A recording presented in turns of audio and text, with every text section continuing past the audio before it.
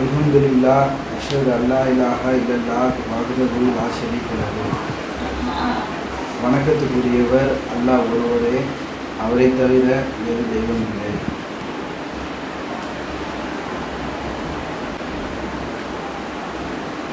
இன்னைக்கு இன்ஷால்லாஹ் நம்ம பார்க்க போகிறது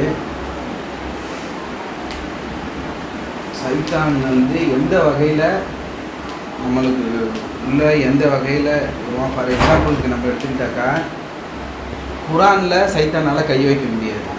குரான் அல்லாவோட வார்த்தை. அல்லாஹ் சொல்கிறாங்க, இதை பாதுகாக்கிறேன்னு அல்லாவோட வாக்குறுதி இருக்குது.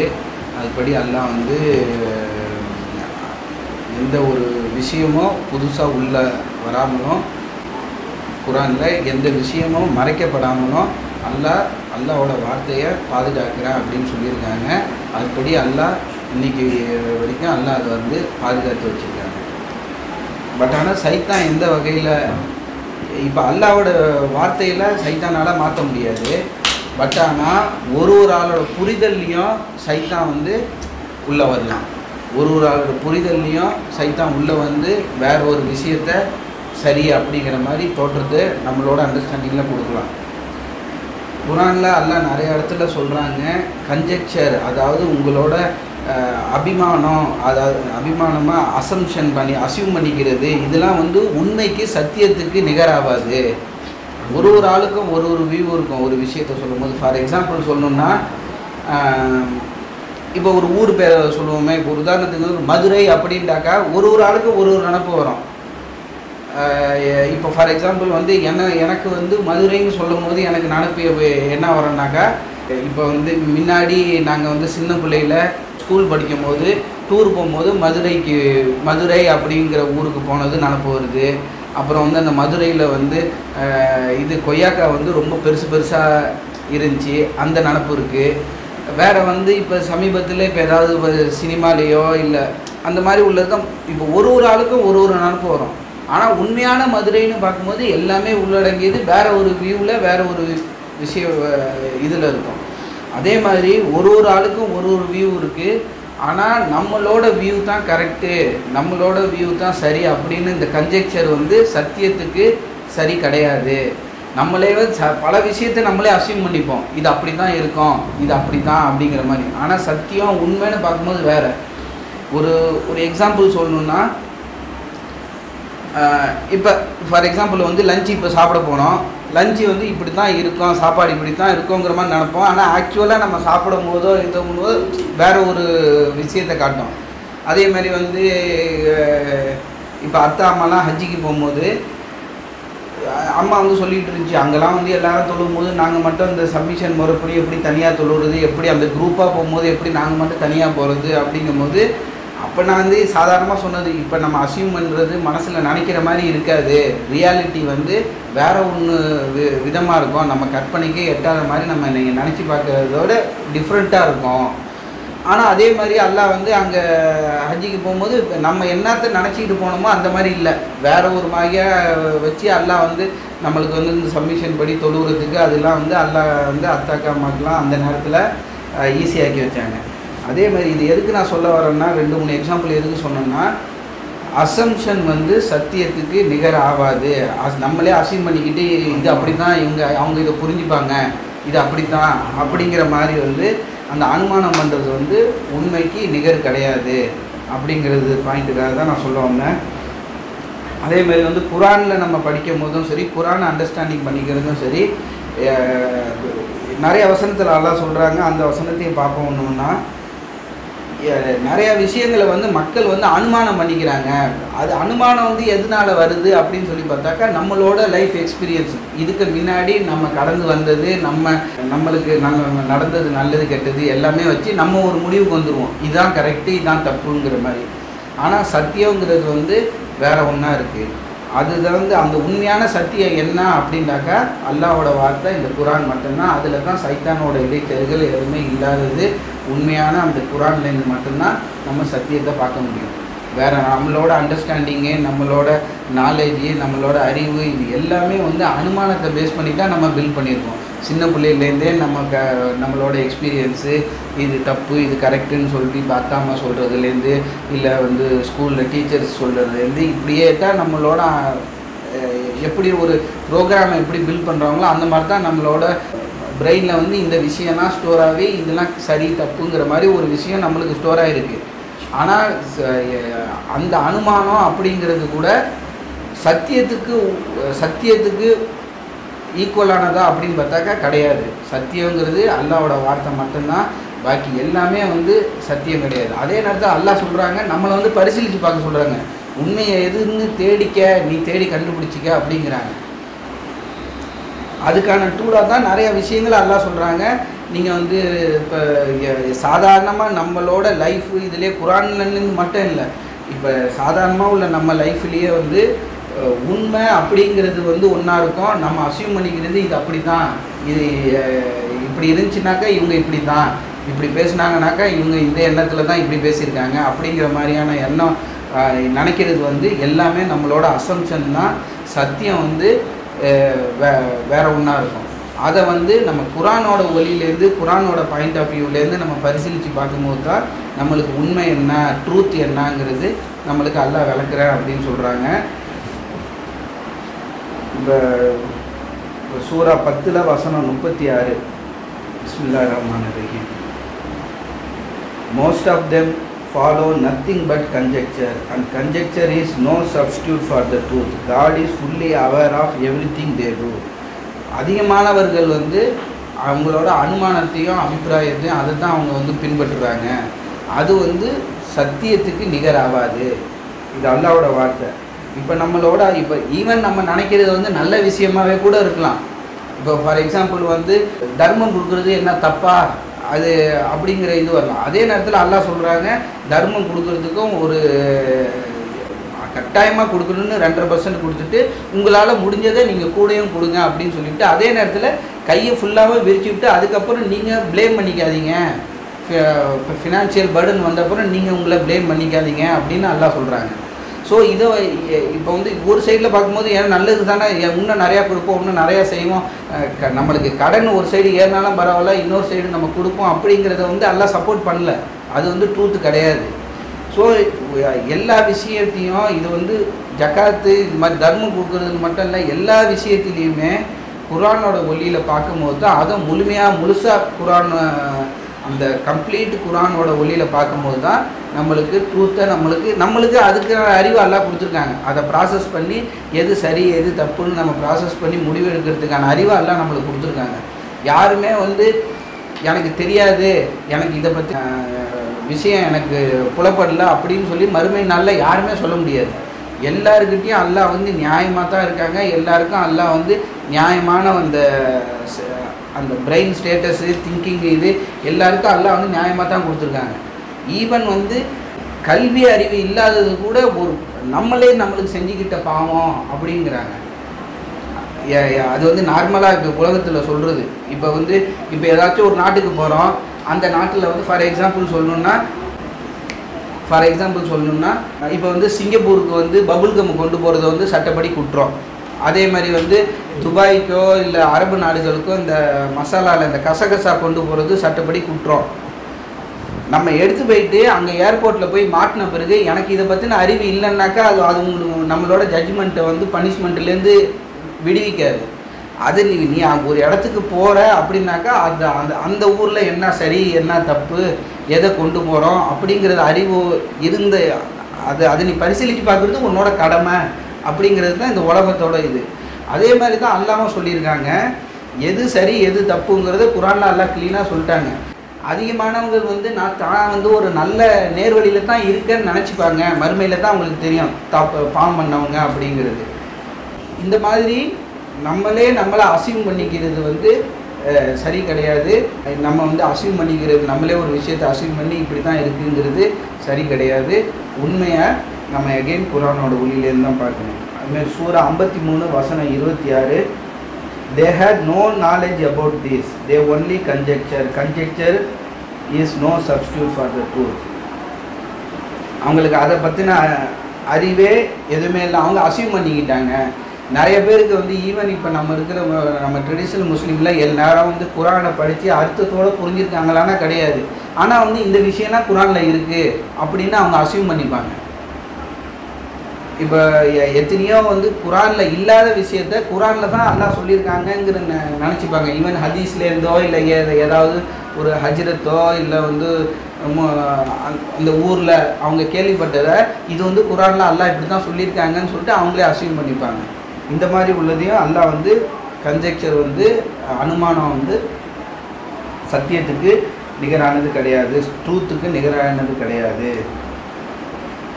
அப்புறம் சூரா 6 வசனம் 116, if you obey the majority of the people on earth, they will divert you from the path of God.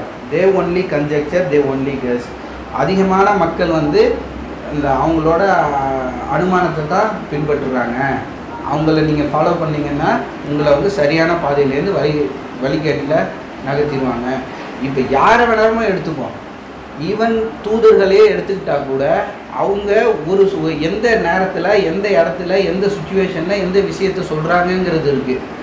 அந்த எப்பயோ ஏதோ ஒரு இடத்துல சொன்னதை அதை வந்து ஒரு சட்டமாக வந்து நம்ம ஃபாலோ பண்ணணுங்கிறது கிடையாது. குரான் மட்டும்தான் நம்மளோட மார்க் ஆதாரம்.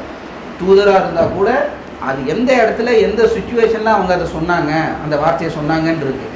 தூதருக்கே அந்த மாதிரியான ஒரு நிலைமைன்னு இருக்கும்போது நம்ம வந்து இன்னொரு ஆள்கிட்ட நம்ம ஒரு விஷயத்தை பற்றி நம்ம கேட்குறதா இருக்கட்டும், இன்னொரு ஆள்கிட்ட நம்ம டிஸ்கஸ் பண்ணுறதா இருக்கட்டும், எதுவுமே வந்து ட்ரூத்து கிடையாது. அந்த ஆளோட பாயிண்ட் ஆஃப் வியூவில் அந்த ஆளோட வியூவில் இது சரியாக இருக்கும் அப்படின்னு நினைக்கிறது தான் நம்மள்கிட்ட சொல்லுவாங்க. அது வந்து முழுசாக ஒரு ஆளோட மனசை வந்து ஃபுல்லாக யாராலையும் பார்க்க முடியாது.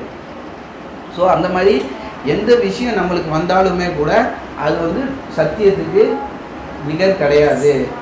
குரான் மட்டும்தான் நம்ம வந்து ட்ரூத், சத்தியமானதுன்னு அல்லாவோட வார்த்தை அதான் சத்தியமாக இருக்கிறதுனால அதுதான் 100% கரெக்டு. பாக்கி எல்லாமே வந்து இன்னொரு வகையில் இன்னொரு ஆளோட அனுமானத்தை, ஆனால் அதில் வந்து சில பெர்சன்டேஜும் உண்மை இருக்கலாம். மேபி ஒரு 50% இருக்கலாம், இல்லை 60% இருக்கலாம். அந்த மாதிரி அதை வந்து பரிசீலித்து நம்ம சரியானதை முடிவெடுக்கக்கூடிய கூடிய திறனை எல்லாம் நம்மளுக்கு கொடுத்துருக்காங்க ஒரு ஆளுக்கும் இண்டிவிஜுவலாக. ஸோ நம்ம அதை சரியான இதை பரிசீலித்து இதான் நியாயம், இதான் தர்மமான விஷயம், இந்த செயல் தான் இது, இந்த இடத்துல இது கரெக்டு அப்படிங்கிறத வந்து அல்லாஹ் இப்போ நம்மளுக்கு எல்லாருக்குமே அந்த பரிசீலிக்கிற தன்மையை கொடுத்துருக்காங்க. அதை நம்ம ஒரு ஆளும் பரிசீலிக்கிறது முக்கியமான நம்மளோட கடமை. அதில் நம்ம மிஸ் பண்ணிவிட்டு தப்பான முடிவு எடுத்துகிட்டு இல்லை நம்மளே நம்ம வந்து ஒரு துன்பத்துக்குள்ளாக்கிட்டு அதுக்கப்புறம் வந்து நம்ம அடுத்தது அல்லாஹ்கிட்ட வந்து அப்புறம் வந்து நம்ம கம்ப்ளைண்ட் பண்ணுறதோ இல்லை வந்து அல்லாஹ் வந்து எனக்கு வந்து சோதனையை கொடுத்துட்டாங்க, கஷ்டத்தை கொடுத்துட்டாங்கன்னு சொல்கிறதோ நியாயமான செயல் கிடையாது. இன்ஷால்லாஹ் தொடர்ந்து பார்ப்போம். அல்லாஹ்கிட்ட பாவம் தூபில் அல்ஹம்துலில்லாஹ் அஷ்ஹது அல்லா இலாஹா இல்லல்லாஹ் வஹ்தஹு லா ஷரீக லஹு. வணக்கத்துக்குரியவர் அல்லாஹ் ஒருவரே, அவரை தவிர வேறு தெய்வம் இல்லை. சூரா 34 வசனம் 53. They have rejected it in the past. They have decided instead to uphold conjecture and guesswork. அது அவங்களோட அனுமானத்தையும் கெஸ்வொர்க், அவங்களே ஒரு விஷயம் இப்படி தான் இருக்கும்னு சொல்லிட்டு ஒரு கெஸ் பண்ணி இதையும் அவங்க எடுத்துக்கிட்டாங்க. இது வந்து காலகாலமாக மனுஷனோட ஹிஸ்ட்ரியில் எல்லாமே இப்படி தான் இருக்குது. காரணம் என்னன்னா நம்மளோட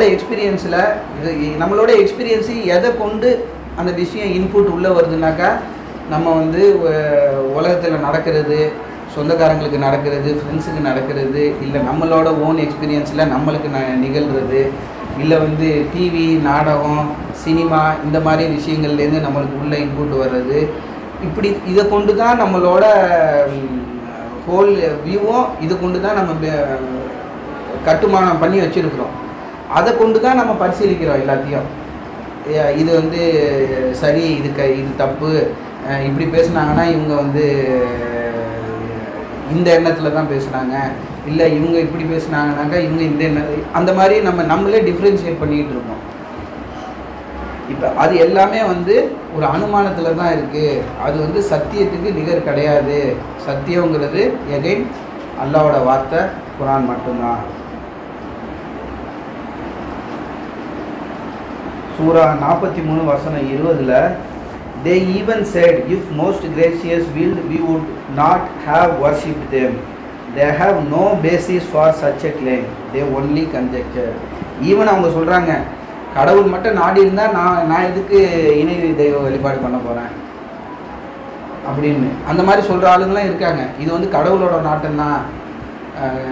கடவுள் எப்படி வந்து அல்லாஹ் வந்து ஒரு கொசுவை வந்து என்ன வந்து மனுஷனை கடிக்கணும், இல்லை வந்து அதில் நம்மள்கிட்ட ரத்தத்தை ஒன்று எந்த மாதிரி அந்த மாதிரியான படைப்பில் என்னோட படைப்பு வந்து அல்லாஹ் இப்படி தான் இந்த உலகத்தில் என்னை வச்சுருக்காங்க அப்படின்னு அவங்களே முடிவு எடுத்துப்பாங்க.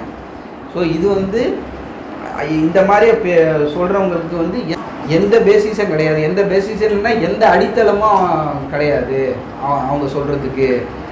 அவங்க ஒன்லி அனுமானம் தான் பண்ணுறாங்க. ஸோ லாஸ்ட்டில் இன்னும் ஒரு 4-5 வசனம் இன்ஷால்லா பார்த்துருவோம். சூரா 53:23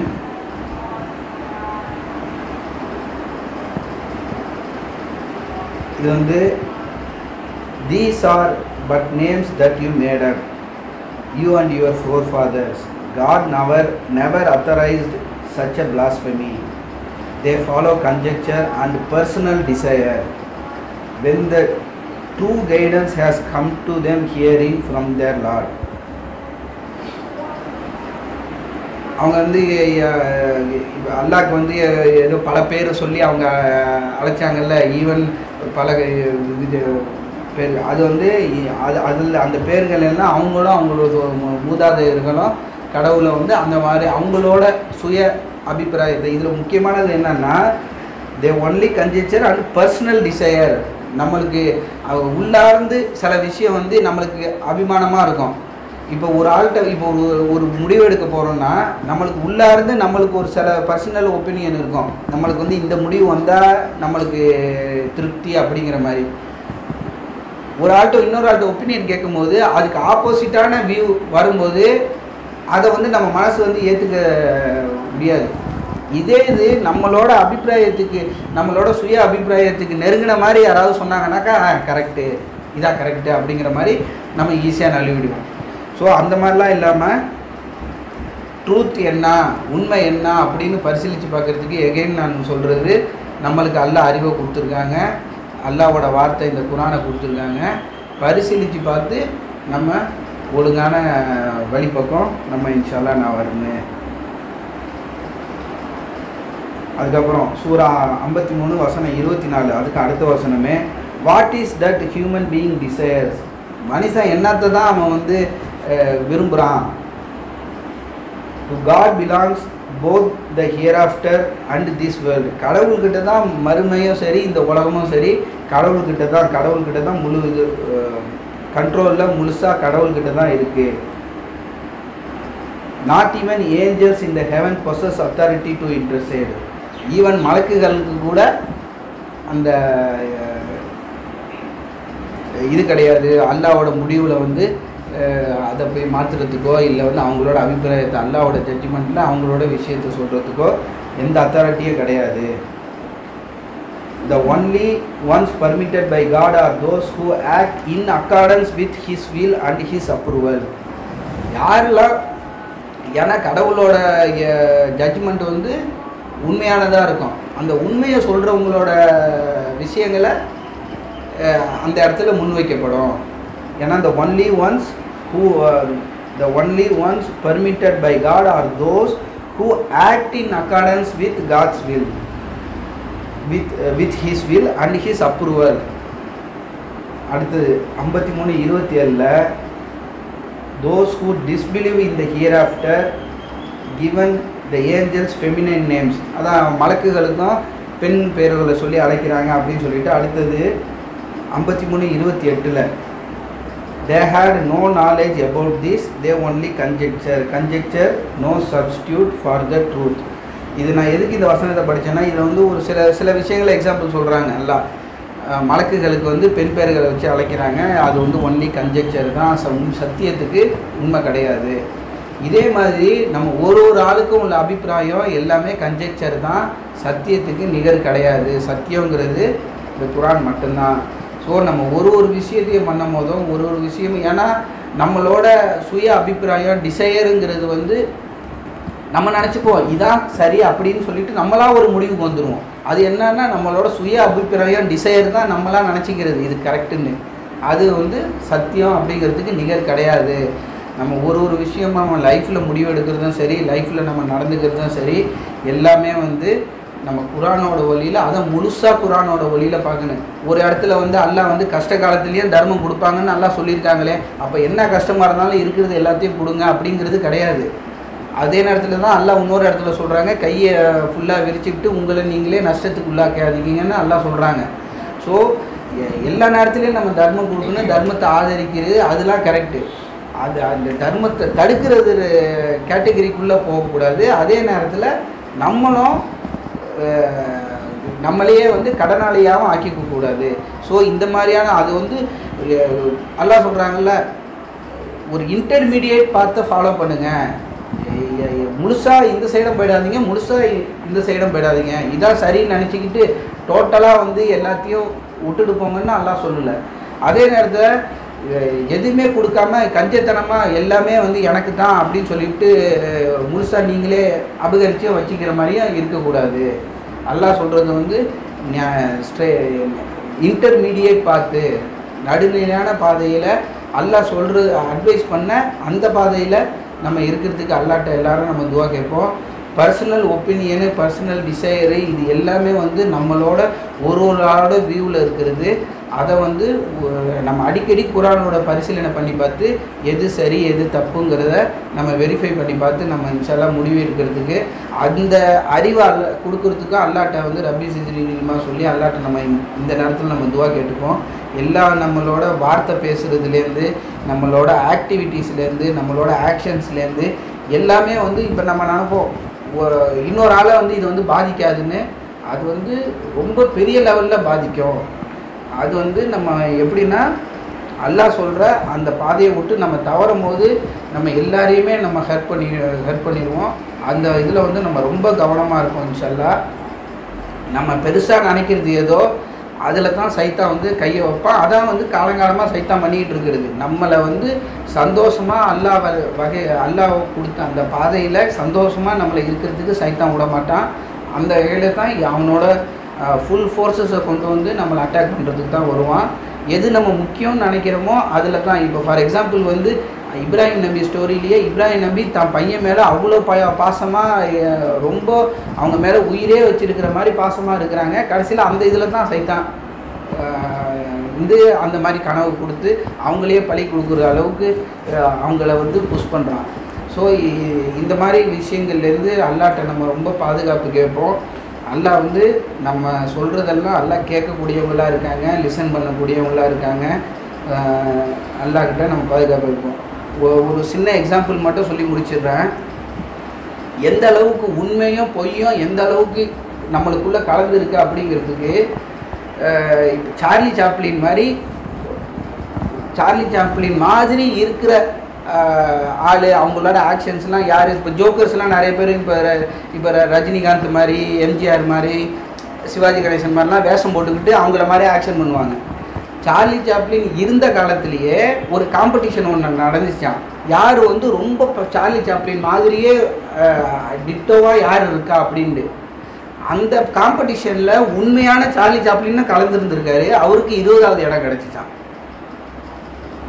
அவருக்கு 20வது இடம். டூப்ளிகேட்டாக இருந்த ஆளுங்க இது அவருக்கு முன்னாடி 19 பேர் இருந்திருக்காங்க. உண்மையான சார்லி சாப்ளினுக்கு அந்த ஆக்சுவலாக பார்த்தாக்கா ஒரு சத்தியம் படி பார்த்தாக்கா இவர் தான் ஃபஸ்ட் பிளேஸில் இருந்திருக்குன்னு. உண்மையான ஆளுக்கு அந்த இது கிடைக்கல. ஸோ அதே மாதிரி தான் நம்மளோட அதெல்லாம் என்னென்னா அந்த ஜட்ஜோட அசம்ஷனு, ஜட்ஜி வந்து இப்படி தான் சார்லி சாப்ளின் பண்ணுவாருங்க அவரோட ஒருத்தவங்களோட வியூவில் அவங்க மார்க் போட்டது. ஸோ அது வந்து சத்தியத்துக்கு நிகராக அப்படின்னு பார்த்தாக்கா கிடையாது. ஸோ அதே மாதிரி ஒரு ஆளோட வியூவும் டிஃப்ரெண்ட்டு, ஒரு ஆளோட அண்டர்ஸ்டாண்டிங்கும் டிஃப்ரெண்ட்டு, ஒரு ஆளோட ரியாக்ஷனும் டிஃப்ரெண்ட்டு. ஸோ இது எல்லாத்தையும் நம்ம கன்சிடர் பண்ணுவோம். அல்லாஹ்ட்ட நம்ம வந்து இதை பற்றின அறிவை அல்லாஹ்கிட்ட நம்ம கேட்போம். இன்ஷா அல்லாஹ். வாக்கியம் சொல்லலாம்.